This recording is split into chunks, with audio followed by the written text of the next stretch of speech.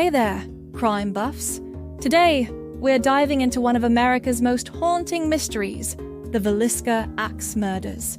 Buckle up, because this story is filled with eerie twists and turns. Our story takes place in the small town of Villisca, Iowa, back in 1912. Picture a quaint, peaceful town where everyone knows each other. The streets are lined with charming houses, and the community is tight-knit. But little did they know, something sinister was about to unfold that would forever change their lives. Meet the Moore family, Josiah, his wife Sarah, and their 4 children, Herman, Catherine, Boyd, and Paul. Josiah was a successful businessman, running a local hardware store. Sarah was a devoted mother and active in the church. The Moore children were well-liked and attended the local school.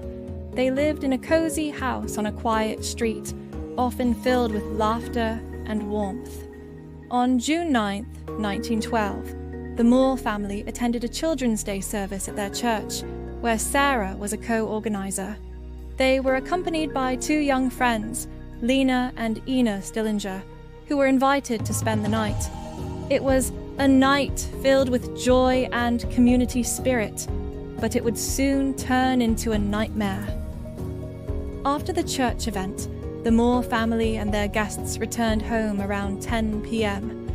They settled in for the night, completely unaware of the horror that awaited them. The house, usually a sanctuary of safety and comfort, would soon become a scene of unimaginable terror.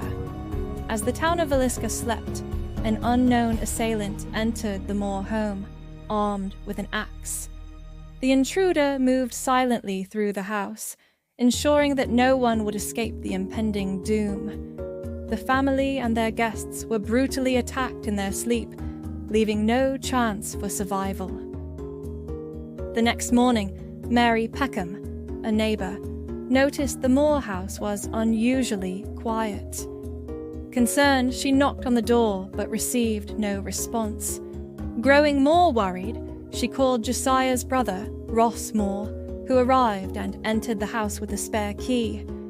What he found inside was a scene straight out of a nightmare. The entire Moore family and their 2 young guests were discovered brutally murdered in their beds. The walls were splattered with blood, and the house was eerily silent. The news spread quickly, and the once peaceful town of Villisca was plunged into shock and grief.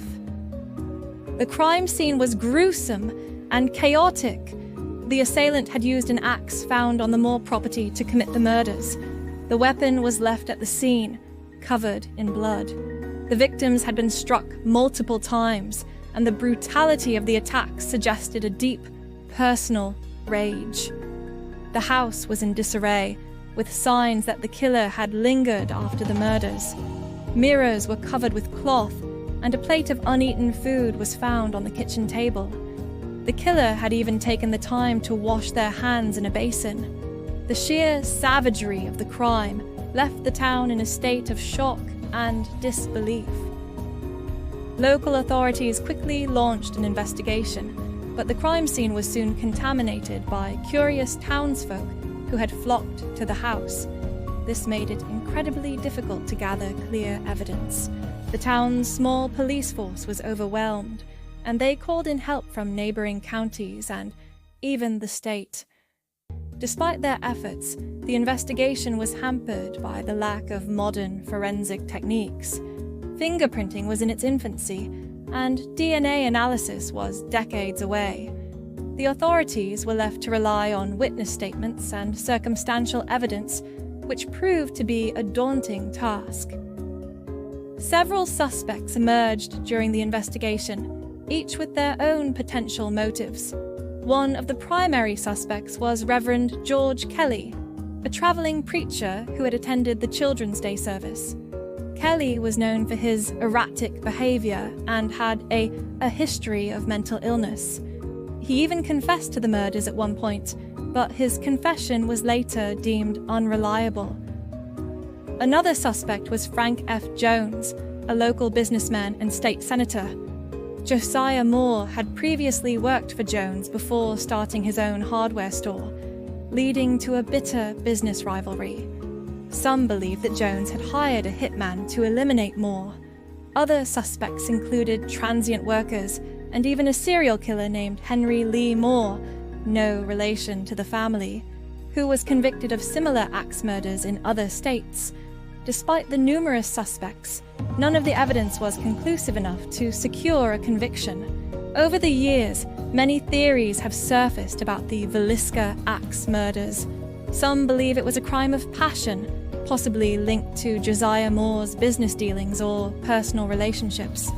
Others think it was the work of a serial killer, given the similarities to other axe murders in the region. One theory suggests that the killer was someone who knew the family well and harbored a deep-seated grudge. Another theory posits that the murders were part of a larger pattern of similar crimes committed by a transient killer who traveled by train. The lack of concrete evidence has fueled endless speculation and debate among true crime enthusiasts and historians. Today, the Villisca Axe Murder House is a popular tourist attraction, drawing visitors from all over the world. Many come to experience the eerie atmosphere and to see if they can uncover any new clues about the unsolved mystery. The house has gained a reputation for being haunted, with numerous reports of paranormal activity. Visitors have claimed to hear children's voices, see shadowy figures, and feel unexplained cold spots. Some have even reported being touched or pushed by unseen forces. The house's dark history and the lingering sense of tragedy make it a compelling destination for ghost hunters and thrill seekers alike. The Villisca Axe Murders remain one of America's greatest unsolved mysteries. The story continues to captivate and terrify people to this day. The case has been the subject of numerous books, documentaries, and even fictionalized accounts. It serves as a grim reminder of the fragility of life and the darkness that can lurk beneath the surface of a seemingly idyllic community. The legacy of the Villisca Axe Murders endures, keeping the memory of the victims alive and fueling the ongoing quest for answers. As we reflect on this chilling tale, we are reminded of the importance of seeking justice and the enduring impact of unresolved tragedies. And there you have it, Mainly Stories followers, the chilling tale of the Villisca Axe Murders. What do you think happened that night? Do you have any theories?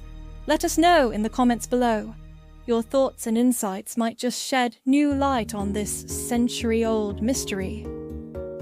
Don't forget to like, subscribe, and hit that notification bell for more spine-tingling stories. Your support helps us bring you more intriguing content. Until next time, stay curious and stay safe. Next week, we'll explore another unsolved mystery that will keep you on the edge of your seat. From haunted houses to unexplained disappearances, we've got it all. Stay tuned. Special thanks to our sponsors and all the amazing Mainly Stories fans out there. You make this channel possible. We appreciate your support and look forward to bringing you more captivating stories. Thanks for watching, crime buffs. See you in the next video. Bye for now. And remember, the truth is out there, waiting to be discovered.